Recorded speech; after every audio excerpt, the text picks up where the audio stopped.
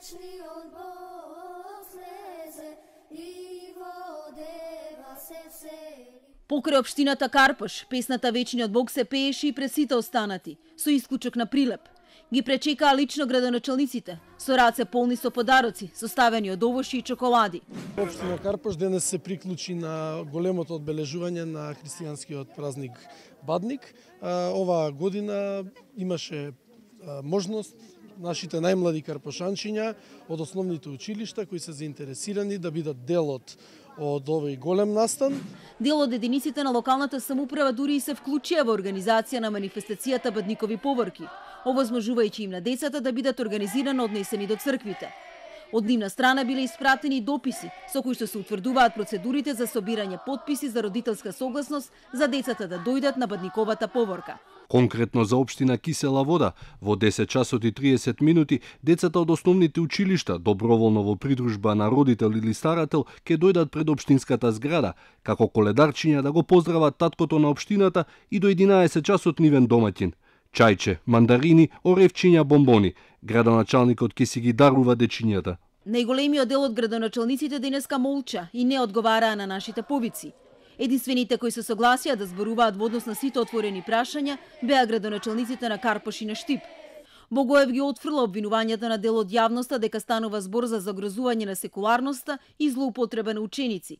Според него, никому не му било наложено да дојде, а покри дозволи од родителите, поголем дел од децата дошле во придружба на еден од нив. Здруженијето Бадникови поворки од општината само побарала да ги прими децата и да им даде скромни подароци. Бев на верски празник и ке моите сограѓани од исламска вероисповест, а ќе одем и кај србите, ромите, власите, вели Богоев. Со сличен став излезе градоначалникот на Штип. Треба да работиме на различностите, вели Бочварски. Ги примивме дечињата, бидејќи не сакавме да се доведе во ситуација да ги дискриминираме овие деца во однос на сите други дечиња кои што ги примивме во претходниот период.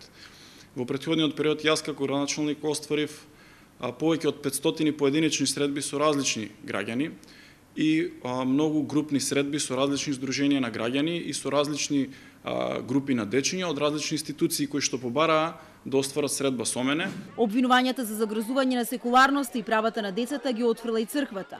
Овие тези премногу често се користат и им се дава погрешен контекст, а со тоа треба да се престане, вели отец Бобан Митевски. Според него црквата не се меша во политиката, но тоа не значи дека верските чувства не може да се изразат на улица или на простор кој е општествен. Па јас сум видел деца и на штрајковите за подобар воздух во Скопје. Јас видов деца и на некои иницијативи политички, шарени револуции за заедничка Македонија и така натаму. И сега никој тогаш не се побуни кога дојде верското и религиозното, а каде што повторно ќе кажам децата пеат и го слават Бога не правејќи ништо што е нешто недолично и не повикуваат на нешто против другиот, сега тоа почна да пречи. Манифестацијата, вели отец Бобан, треба да го врати вистинскиот начин на коледарење. Од тука песната Вечниот Бог треба да ја замени до сегашната. Коледа леде, панда огреде, утепа одеде. Се мешаат термини кои што за развитокот на детето се недобри, од друга страна ниту го изразуваат на некој начин бошки. Педагошки пораки учениците обично најчесто добиваат од наставниците. Овој пат голем дел од нив одлучија да станат дел од Бадниковите поворки.